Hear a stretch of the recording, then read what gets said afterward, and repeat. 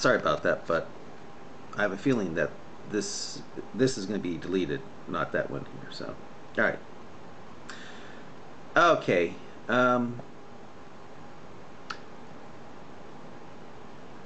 You know, instead of watching this video, you should just really save yourself some time and read what I'm going to be reading for this video.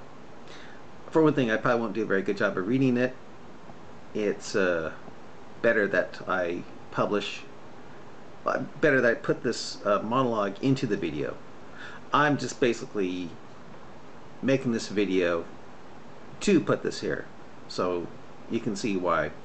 I would join ISIS in a heartbeat if, so I'll begin it here.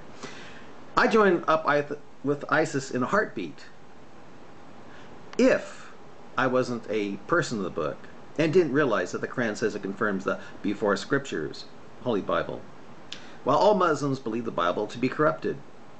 I join ISIS in a heartbeat if I didn't know the Quran says the sun, when it runs to a resting place, sets in a muddy spring, then has in the Hadith Muhammad saying the sun seeks permission of Allah to rise again. I joined up with ISIS in a heartbeat if I didn't realize that the Quran says embryos are clots of congealed blood, that sperm comes from between the ribs and backbone, no mention of testicles, that the bones of a fetus form first, that the earth is spread out like a carpet, which you find out in the Hadith is on the back of a giant fish called Nun. That says in Quran 434 that you can beat your wife if you just fear rebellion from her, or that in Quran 424 you can rape someone's wife if she's your slave. I say rape because there's no mention of consent from her husband to make it plain old-fashioned adultery. Quran 424 is far worse than it sounds, for when you couple the first part of Quran 424 with Sunan Abu Dawud 220 and 50 and Sahih Muslim 834-32, 834-33, it makes for the allowance to rape non-Muslim women in the presence of their husbands who are unbelievers.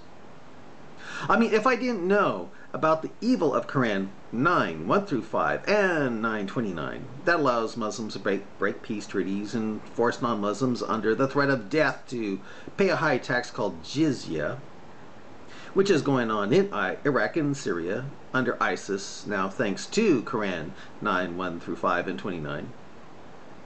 Well, if I didn't know that the Quran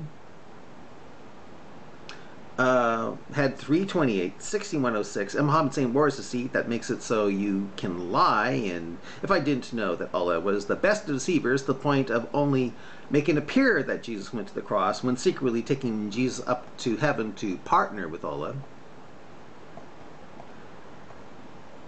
creating damning Christianity in the process, if Islam is true, that is.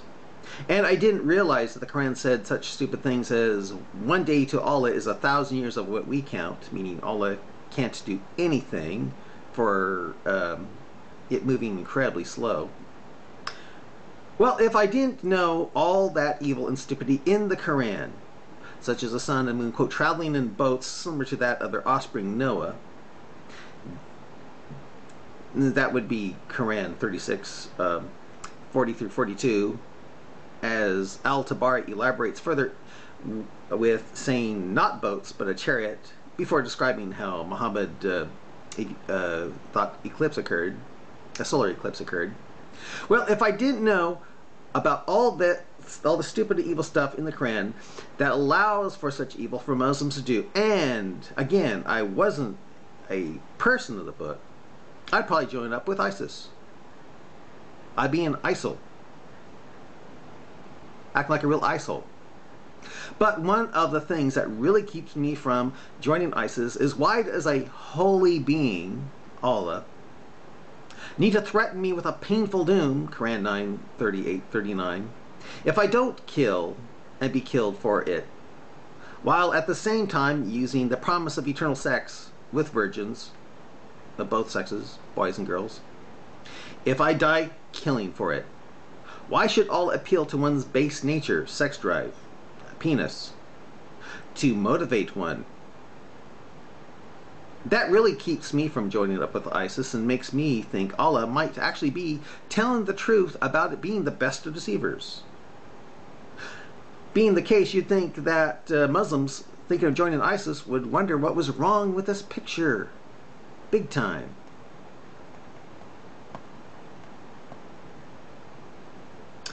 Bye.